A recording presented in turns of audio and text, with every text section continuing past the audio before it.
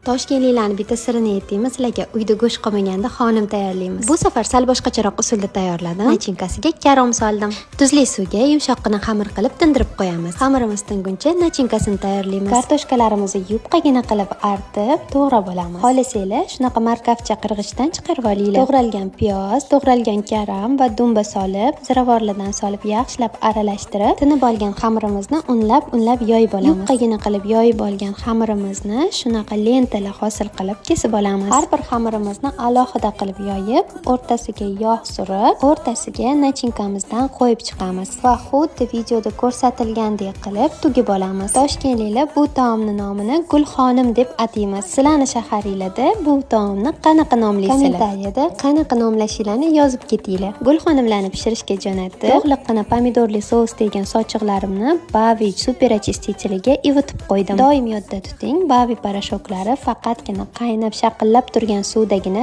reaksiyaga kirishadi. Shunaqa ko'pirib toshib ketgandan keyin 10 daqiqagina ivitib qo'yib, bitta ish qilib sovuq suvda chayib tashlaymiz. Sochiqlarim ham oppoqqina yengidek bo'ldi. Karamli gulxonimlarimiz ham tayyor bo'ldi. Qip-qizil souslari bilan maza qilib tanovul qilamiz.